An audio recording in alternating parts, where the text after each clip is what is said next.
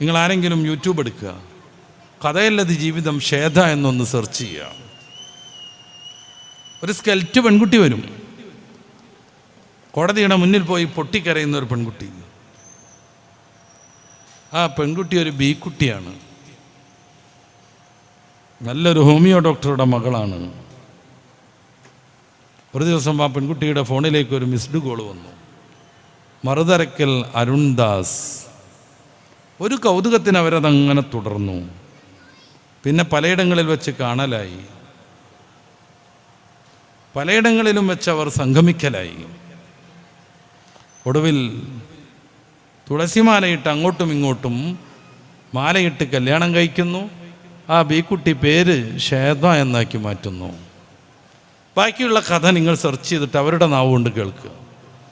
എനിക്ക് കൂടുതൽ അവരെക്കുറിച്ച് പറയാൻ വയ്യ. കാര്യം പിന്നീട് നിങ്ങളുടെ നാട്ടിൻ്റെ പരിസരത്ത് തന്നെയുള്ള എൻ്റെ ഒരു വിദ്യാർത്ഥി, അവനെയൊക്കെ വിട്ട് നിരന്തരമായ ചില പ്രവർത്തനങ്ങളൊക്കെ നടത്തിയപ്പോൾ അവരും ഇപ്രകാരം ചാടിപ്പോയ അവരുടെ അമ്മായിയുടെ മകളുണ്ടായിരുന്നു, വേറൊരുത്തി. അവരൊക്കെ പിന്നെയും ദീനിലേക്കും ഇസ്ലാമിലേക്കും കടന്നു വന്നിട്ടുണ്ട്.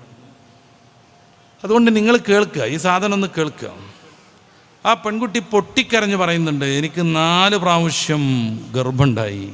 ഓരോ സമയവും ഭർത്താവെന്ന് തെറ്റിദ്ധരിച്ച് ഞാൻ കൂടെ പോയവനും അവൻ്റെ അമ്മയും ചേർന്നിട്ട് അത് ജ്യൂസ് അടിച്ച് കളഞ്ഞു.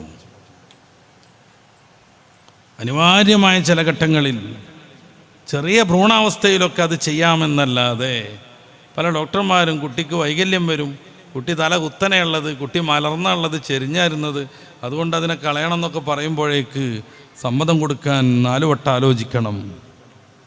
ഡിയാൻസി നടത്തൽ കണ്ടുപിടിച്ച ഡോക്ടർ 2000-ഓളം ഡിയാൻസി ചെയ്തിട്ടുണ്ട്. കമ്പ്യൂട്ടറൊക്കെ വന്നതിന് ശേഷം ഗർഭാശയത്തിൻ്റെ ഉള്ളു കണ്ടുകൊണ്ട് അയാൾ സ്ക്രീനിൽ കണ്ടുകൊണ്ട് ഒരൊറ്റ പ്രാവശ്യമാണ് ഡിയാൻസി ചെയ്തത്, ഒരൊറ്റ പ്രാവശ്യം. പിന്നെ അദ്ദേഹത്തിന് കത്തിയെടുക്കാൻ കഴിഞ്ഞില്ല. എന്തേ കാര്യം? പ്രത്യേകമായി കത്രിക ഉപയോഗപ്പെടുത്തി ഗർഭപാത്രത്തിലേക്ക് കയറിച്ചെന്ന് ആ കുട്ടിയെ തൊടുന്നിടത്ത് മുറിച്ച് പീസാക്കി എടുക്കുകയാണ്. വേദന അനുഭവിക്കുന്ന കുട്ടി, 4-ാം മാസം മുതൽ ഹൃദയം സ്പന്ദിക്കുന്ന കുട്ടി, മാതാവും പിതാവും സന്തോഷങ്ങൾ പറയുന്നത് മനസ്സിലാക്കാൻ പറ്റുന്ന കുട്ടി, മാതാവും പിതാവും സന്തോഷം പറയുന്നത് മനസ്സിലാക്കാൻ പറ്റുന്ന കുട്ടി.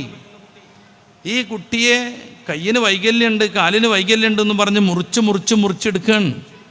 ആ കുട്ടി പടക്കണത് കണ്ടപ്പോൾ ഇനി ഞാൻ ഈ പരിപാടി ചെയ്യൂല എന്ന് അദ്ദേഹം പ്രഖ്യാപിച്ചത് വായിച്ചിട്ടുണ്ട്.